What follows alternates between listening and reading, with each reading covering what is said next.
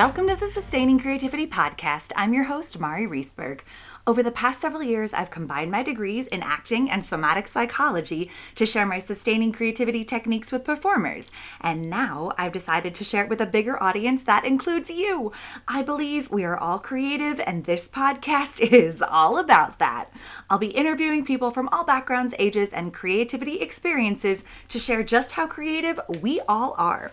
Today, I'll be chatting with Brenden Kumarasamy, founder of MasterTalk. Please enjoy Brenden Kumarasamy.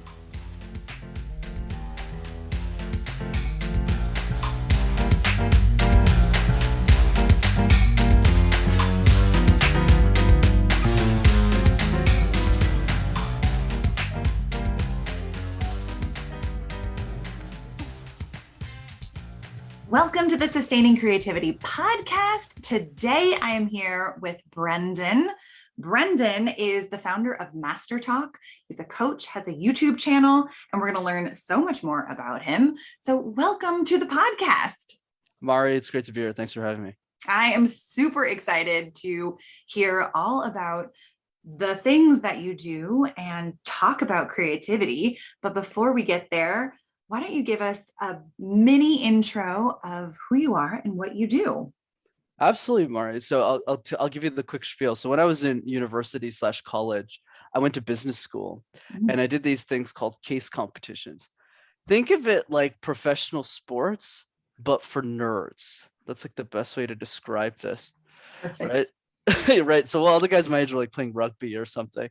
Not really my thing. I was doing presentations competitively. And that's how I learned how to speak.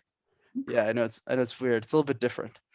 Right. So as it's like performing. So I get it. Yeah. Yeah. Actually, I don't know if you know this, but I actually made a YouTube video on theater. So I'm sure we're going to talk about that soon. But I'm definitely not as professional as you. I probably done it once or twice or something. So what happened, Mari, was I was doing these competitions and my goal is never to be a YouTuber. I actually never thought I was creative. Like when I was 12, and they do that yearbook thing. They go like, what do you want to be when you grow up? Other people say like the normal thing that 12-year-olds say. Oh, I want to be an astronaut. I want to be an actor or something. And I said accountant. Right. Oh my God, that's brilliant. I love that. It's amazing. Because I was good at math and I was terrible at everything else. So I said, yeah, I might as well be an accountant. So that's why I did these competitions, Mari, because a lot of these big companies, they hire out of these things. They're like feeder schools, kind of like how big music schools or art schools are feeders into a lot of these performances and opportunities. So I started doing these competitions and I accidentally got really good at coaching people how to speak because of the students, right, who are doing these things. So yeah, a few years later, I just had the idea for the YouTube channel because I realized that everything that I was sharing with them wasn't available for free on the internet. So I started making videos in my mom's basement. Then a few years later, it turned to this. I love that. I love the idea and the desire to help and support other people in finding free information. I mean, that's amazing. Good for you for like putting it out there in the world and turning it into what you have today. That's awesome. Thanks, Mari. I appreciate it. Yeah. So as someone who maybe previously didn't think they were creative, do you feel like you are creative now? Oh yeah, definitely. Okay. Yeah. But it wasn't until recently though. It was probably mid 2019 where I kind of realized that I was a creative. And the reason it didn't even come from me. Like I was 6 months into master and my videos sucked back then, right? Like I had no money. Like I was literally on that couch. I'm still in my mother's basement, so I was on that couch over there. And yeah, so I was talking to my friend, her name was Nadia, and she was telling me, she was like, and I was telling her I'm not a creative. She said, what do you mean? You make YouTube videos on communication that don't exist. Like, of course you're creative. And I said, oh, right. So I just learned that day that creativity can just be expressed in different ways. Nice. I love it. And I mean, creativity, so many things can go into being creative and what it means to be creative, but what does it mean to you to be creative? Fascinating question. I would say for me, being a creative means the ability to be willing to go against the status quo, even in the smallest possible way. It doesn't need to be like a massive, okay, I'm going to build a rocket like Elon Musk or something nuts, right? It could just be in the smallest way. So for example, like I remember I was in the 4th grade and I was at my friend's house and somebody put ketchup on their eggs and it freaked me out. I was like, what? Why would you put ketchup on eggs? And they said, well, it just tastes good. So I think that's creative. Just making small decisions, whether it's even with the pastels that you use when you're painting or just the way that you look at something, the way you think about something. I think any version that is not the norm is deemed to be creative in my book. Nice. Yeah, I think so often we get really caught up in the status quo and what other people think. And so what I'm hearing is that being creative means forging your own path and like claiming your own identity and saying, this is who I am, and I'm not apologizing for it. And I'm going to show up and express myself and share my creativity with the world. I mean, yes.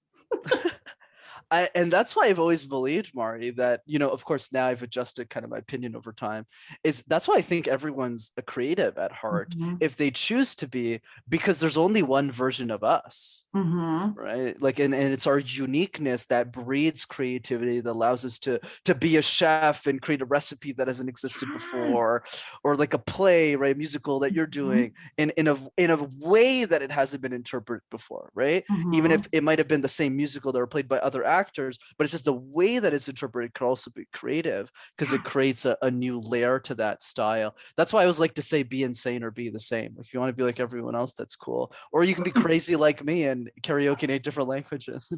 Oh my gosh, what? Yeah. That sounds like a whole nother podcast episode, but I'm so intrigued, and that's incredible. Of course. That's awesome. I imagine with, coaching people and, your experiences in life, you come up against creative challenges or just challenges in general. How do you face creative challenges in your life? Absolutely. I would say the biggest creative challenge that I faced is that my voice doesn't matter. That was probably my biggest one. And I think for a lot of us, that's the case. I mean, let me paint the picture. I know I've done that a little bit today, but let me paint the picture more. I was a 22-year-old kid in my mom's basement making YouTube videos, not on pranks, not on music, but on public speaking and executive communication. Like, what? Right. Like my next like my colleague now, he's like 50 years old. He has a PhD in communication. Right? And he's like a faculty professor. I'm like some kid in a basement with an accounting degree who's teaching communication. So I definitely didn't think that it mattered. So I think for me, a big part of the creative process, for me anyways, because for me, a big part of creativity, and it's not to say the same for everyone who's listening to this, that it needs to be for something. Like there needs to be a goal. Because if I feel it's not impacting someone in a very direct way, then I won't do it. So for me, it was really the who. So for example, I thought about the 15-year-old girl who can't afford a communication coach. Right? The next Elon Musk, what is that person doing? And I said, you know what? Despite all the challenges, I had many of them. A bunch of university professors told me my idea was worthless. A lot of people say, like, they're like, why are you making these videos? But I think what helps me push through is realizing that at least one person needs it. And Ali Gadet says this really well. Well, Mari, he said that if you help one person, the world will give you permission to help everyone else. And I thought that always stuck with me. Yeah, I love that. That's awesome. And I feel like there's also some like common humanity that I'm not alone in this, even if it just helps one person. That means I'm not doing it for nothing, or not doing it in a vacuum or alone. There are other people who are paying attention. Nice. Yeah, I imagine navigating that your voice doesn't matter is really challenging, particularly being a young person in a field that is quite a bit older. Yeah, a little bit. And so how did you navigate that how did you navigate that? 100%. And trust me, at the beginning, it definitely wasn't easy. It was really hard to share the idea. I mean, forget about the business. That kind of came accidentally later. Just sharing it and keep going was already a challenge. I would say the biggest thing is realizing what expertise really means. Let me give Mm, you a quick, easy example here. yeah. Let's say we think about city directions, right? Mhm. So let's say I came to your city, Mari. Right, could you remind me where you live again? Where are you I based? live in Denver, Colorado. Yes, Colorado. Yes, the mountains. Right. So let's say I came to Denver, right? And I said, "Hey, Mari, I'm in the city. What should I do?" You'll probably Mhm. tell me. Probably say, "Okay, come to this musical, right? Go to this attraction, right? Go to this restaurant." You'll probably tell me, right? Mhm. And the same way that if you came to Montreal, where I'm based in Canada, and you said, "Hey, Brenden, I'm in the city. What should I do?" I'll probably tell you, "Oh, you got to go to this theater. You got to go to this attraction. Go to this," Mhm. and we'll openly share the information. But don't you find that odd, Mari? And the reason I say that is because we're not tour guides. Like our dads aren't the mayor of Denver, Montreal. We're Mhm. not like the number one expert of our cities. I'm a homebody. I'm always at home all the time. So why is it that with certain pieces of information, we're super open? We don't even think about whether it's accurate or not. We go like, oh yeah, just go to this restaurant, whatever. Whereas when it comes to our expertise, the thing we care about, the thing we hone in, the thing we build a lot of time and effort in, we're Yeah. afraid to share it. Why is there a disconnect? And the reason there's a disconnect is because of the definition of an expert. I've always believed that expertise is not PhDs and master degrees. That's what Mhm. society tells us expertise means. So for me, expertise just means you're one step ahead of the next person in that thing. Mhm. Right. So how I got over it was I didn't start coaching CEOs. Obviously, now I can say that makes me sound fancy, but I started with 15-year-old girls and boys. I started Yeah. younger than my age, then people older, and that's how I built it up over time. Nice. Oh my gosh. Your definition of expertise or what it means to be an expert in whatever it is, I really appreciate that. And it makes me think of how discounted amateurs are, but you can still have expertise as an amateur. 100%. Right. Like, for example, I'm sure there's so much you could teach me about musicals that I would have no clue about. Sure. Right. And you're very good at what you do, but I'm sure there's somebody out there who's better. Somebody. Absolutely. Right. Same thing with me. Like, Yeah. I could probably teach you something. I mean, you're pretty good communicator. I could probably teach you something, but there's probably some old dude who's like 7 years old who's like the sage of communication who probably knows more than I do. That's life. It is. Yeah. But I really appreciate just there's a humbleness, but there's also an ownership that I get from you that I think is great. And I don't know, it makes me want to talk more about it. I love that. I think it's so wonderful because I think that's the kind of creative spark that when we see it in someone else, we want to learn more. We want to experience that in that relational exchange. So, ah, so awesome. Now, Absolutely. you seem like someone who is easily inspired by things, but who or what inspires you these days? You're definitely right. It's very easy for me to be inspired. Every time I'm on a show, I'm always asking myself, what can I learn from the host? Like what's one thing I can get from them? So you're absolutely right. I would say for me, besides my mother, which is kind of the obvious one, she taught me a lot about generosity and all those amazing things. I would say Scott Harrison, the CEO of Charity Water, is someone who's inspired me a lot. And it's like a nonprofit. He helps people Mhm. get access to clean water. He's raised like hundreds of millions of dollars for charity. But funny enough, he used to be a nightclub promoter. So it's like really interesting. So he's like a nightclub promoter in his 20s, got people drunk for a living. Mhm. And then he started this nonprofit and became like one of the most successful nonprofit executives of all time.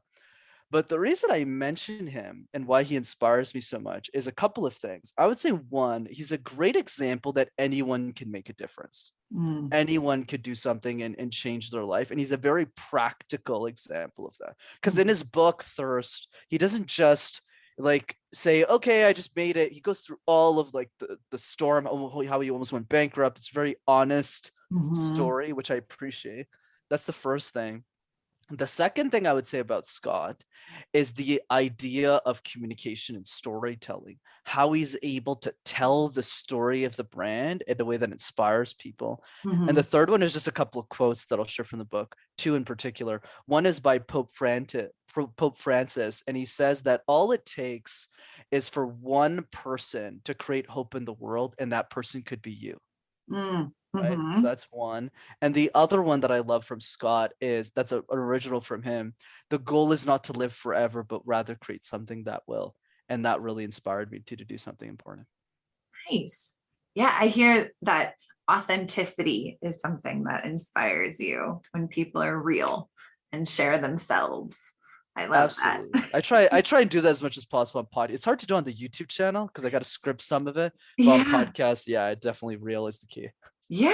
I mean, isn't that's all we can be, who we are? And that's how people connect. I mean, I know I connect with people when there's authenticity, and because I feel like there's creativity. It's happening in the present moment, real time. You're having an exchange and a conversation and being inspired by what other people are saying. It's, yeah, so cool. Absolutely. I love it. Yeah. I mean, the experience of creativity, and I know you said it wasn't until like 2019 where you started to consider yourself to be a creative, but I'm curious, what's your earliest memory of being creative? That's a fantastic question. Let me think about that. What was my earliest memory? It was definitely before 2019. I'm pretty sure of that. I mean, I'm stale, but I'm not that stale. I'm sure there was one. I would say the earliest memory that comes to mind right now is having conversations in a language I don't know. So let me give you a little bit of context here so this makes Yeah. sense. So I grew up in Montreal, right? And in Montreal, for those who are listening and don't know, it's a city that's primarily French. Mhm. So you need to know how to speak the language to do well. But I didn't know French, right? Because my parents didn't speak it. They immigrated to the country like, a few years before I was born. So no one really knew French. So, but I had to go to French school. So it's really hard for me to make friends because it's like, Mhm. like when you probably know how to talk to them, it's probably a good criteria to kind of build a friendship. Yeah. So I remember, I don't know if this is kind of my earliest memory of creativity. It's like a lot of, because Canadians are nice people. So I guess I got lucky there. So I just remember these 5 or 6 year olds, some guy named Samuel that I haven't talked to in like 20 years. Like he would just come up to me and just do sign language because he just doesn't know, or Mhm. he would try English a little bit but he would know like 7 words. So that's probably my earliest memory of creativity, where I would like try in French but I'd mostly be in English, and I would kind of navigate that situation to kind of somewhat talk to other people. I mean, what an incredible experience that to communicate, you have to use your body instead of your voice. And how much creativity goes into that experience. That's amazing. And it sounds like you now speak multiple languages. And do you find that speaking in different languages, you there's opportunities to engage with more creativity? 1000%. There's this fascinating question, by the way, Mari. I would say in the context of languages, like I was saying earlier, I know I kind of like said it as a sticky note, Yeah. but yes, I speak 3 languages and I can karaoke in 8, which is very bizarre. But yes, and the languages I speak, just for context: English, French, and Tamil, my mother tongue. And I think what I've realized with languages is there's a quote on this that I'm going to butcher, and I don't even know who it's from. It's basically the idea that if you speak someone's language that is not their own, it'll go to their head. But if you speak their native language, it'll always go to their heart. So even if you mess up the language 80% of the time, but you're trying, it creates like a different emotional reaction to it. So for example, when I'm in, like, let's say the States, or I'm talking to clients or something, or I'm at a conference and somebody speaks French and I switch to French, it's like a completely different dynamic Mhm. where we're like chit-chatting in French, and it's like this special kind of bond. Even if we might have never been friends in under any other circumstances, it's Yeah. that kind of creative juice that I think is really fascinating with languages. Oh my gosh, I that's an incredible example, and one that I don't know, that had like a visceral reaction to as you were saying it. Because when someone does speak the same language, there's like a relaxing that happens in your body. There's a deeper connection of, even if I don't know you, we speak the same language and I can connect. And it made me think, traveling in Argentina for Argentine tango, I don't speak Spanish, but I can dance with people. And Oh. that connection made me think it was very similar to what you're talking about. So. Oh yeah. Oh yeah. Yeah. Absolutely. I love that example. Yeah. No matter where I go in the world, if I find someone who can dance tango, I know I can dance with them. Yeah, there's this podcaster I follow, a guy named Lewis Howes. He said the exact same story in the context of salsa, where he's been trying to learn Spanish for like 10, 15 years, and he still hasn't figured it out, by the way. Mm-hmm. But if he goes to any like club or event where somebody's dancing salsa, he can figure it out right away. Yeah, exactly. It's that the movement language, I think, is an actual language that we sometimes ignore. And so I love that sparked what you said, sparked this experience, because I have that relational piece to it as well. Yeah, it's amazing. Now, I imagine, in life, lots of things can go wrong or challenges can come up. What are some everyday issues that you have had to get creative to solve? I would say a couple of things. So the first thought that came to mind, which is probably a bit boring for the audience, but I'll go through it anyways, is definitely almost running out of money in the business. That's for sure. Yeah, I mean, that's a big one. I think that's so I quit my job in June of 2021, and it was a really good job to do MasterTalk full time. And I was probably 3 to 4 months into it, and I was pretty close to running out of money. Probably, I mean, not Elon Musk close, like 1 week away from bankruptcy. It was probably like 45, 60 days away. And I was like, okay, I need to figure this out. How do I sell more effectively? How do I do this? So me and my business partner kind of sat down, we looked at all of our clients, and then we figured out, okay, this specific demographic is the person who's going to buy your thing, which is like an Indian technology professional, okay, which we don't have to go into too many details, but the idea is, so we found a niche there, and then we figured out a tool on LinkedIn, and then we were able to get them more effective, and we started like signing clients like this, and then we were able to blow it up, and I live to tell another day, let's put it that way. So when you start running out of money, basically life forces you to be creative. That's one. Another example that comes to mind was I didn't grow up with, and a lot of it's centered around money, in the sense that we also didn't have a lot of money just to eat or just live in general. So I had to be super creative about how to spend effectively, how to budget effectively. I started doing these weird Chinese studies to make like $25, $30 on the side. So that was funny. And then other than that, I think those are the ones that come to mind. I think the other one is probably more related to like family, in the sense of how do I creatively weave in family time. So I'm always a self-proclaimed workaholic. It's what brings me joy. But I also know that if I left my house, I would never spend time with my mother. So, and I would never call her. I just know myself well.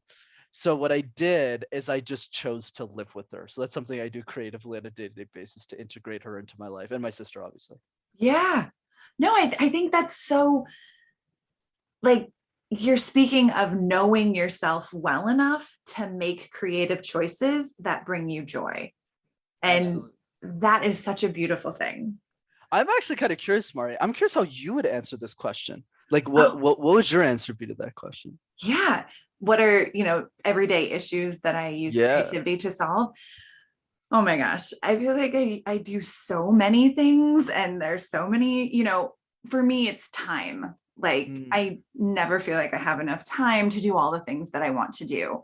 And so getting really creative, like today, for example, I was, working my full 9-to-5 job, which is at the other computer in my office, and feeling really drained, creative energy down. And then I heard it start to rain outside, and I immediately ran outside and danced in the rain for like 30 seconds. I love that. And that was like the creative boost that I needed to feel re-energized. I got out and changed my location. I moved my body. I had a little fun. When was the last time you danced in the rain? Those kinds of things. So that was just a mini creative 30-second solution to recognizing that I needed to recharge or boost my creativity today. But also, every time I think of, cooking a meal, I'll stand in front of the refrigerator and see, okay, what do I have? And pull things out and, okay, what can I make with this? And so I feel like, cooking there can be some blocks or challenges, or I'll defrost something and be like, that's as far as I got. No other ideas are coming. What am I going to do now? So yeah, those are some of the ways. Also, getting dressed in the morning is a big one for me. How do I want to feel today? And so how am I going to get dressed? What creative clothes expression, or sometimes it's like jewelry or a hat, or how I do my hair or something like that, that helps solve the problem if I'm feeling like exhausted or struggling to navigate the day or the morning. So I love that. That's super powerful. I was just curious how other people would answer that question. I thought that was really good. Love that. Yeah, I think so many people have so many different answers, and I love hearing people's responses to these questions. And yeah, even though I ask everyone the same questions, there are no two answers that are the same. And that's what I love about creativity and how people experience it and share it with others. So 1000%. Love that. Yeah. Well, working with coaches, and I'm super curious, working with 15-year-old girls and now working with people who I'm sure are older than 15, but I would think that you come across people who also don't believe that they're creative. How would you encourage them to find creativity in their lives? Beautiful question. How do you encourage other people to find creativity in their lives? For me, Mari, generally speaking, my coach teaches me this all the time. When we believe something about one area of life, it generally affects all areas of life. Mm-hmm. So what he means by that is the way you do one thing is the way you do everything. So if we believe that we're not creative, we probably believe other things that are limiting us in our life too. So what's my solution? I would say my solution is just a simple one. It's momentum. So for me, it's always, what is the easiest possible win that I can get somebody in any skill that gets them motivated to have the energy to keep going? You actually drove this home really well with your dancing in the rain analogy, because when you had that 30 seconds, you said, okay, I have this boost now. So what else can I do? Okay, I have an issue with Brenden. I have a musical tonight. I have all these, and that energy comes in. So I would ask something. I'm kind of thinking on the fly here. I would ask a question. That's what I would do. See, this is what I'm saying. I always learn something from my host. This is kind of my own lesson that I'm getting from you through prompting. So my version of this in communication is usually, and then I'll prompt it for your topic, is how would your life change if you're an exceptional communicator? So many of us dream about the expensive cars we want to get, right? The vacations we want to go on, but we don't dream about a world to be a great communicator. But in the context of your show, which is kind of what I'm inventing right now, is how would your life change if you injected a little bit more creativity into it?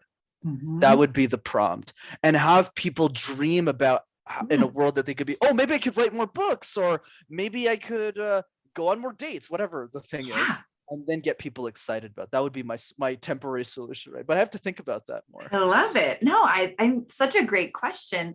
How would your life change if you had a little more creativity or added more creativity to it? I think such a beautiful question. It makes me think about it. I don't know. I mean, I have to think more about it, but yeah, I love it. Oh my gosh. This has been such a treat to chat with you. I have one last question. What does it feel like in your body to be creative? It feels really intense.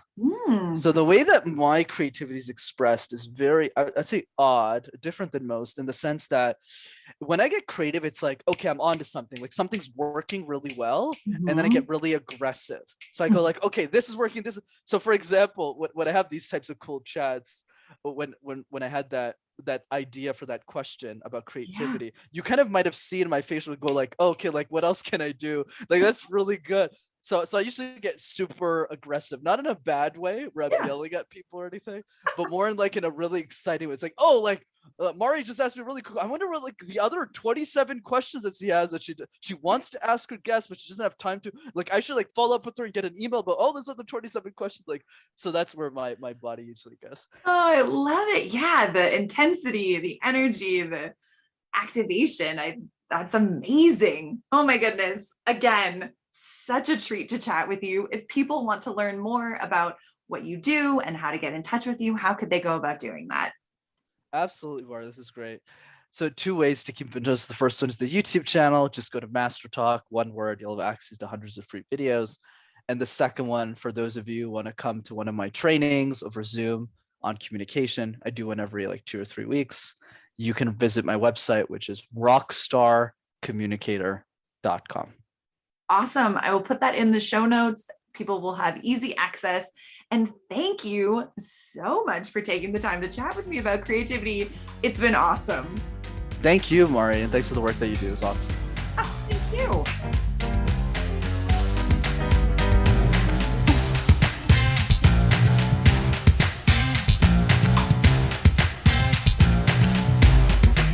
Thanks for listening to the Sustaining Creativity Podcast. We'd love to keep in touch, so follow us on Facebook and Instagram. We are at Sustaining Creativity.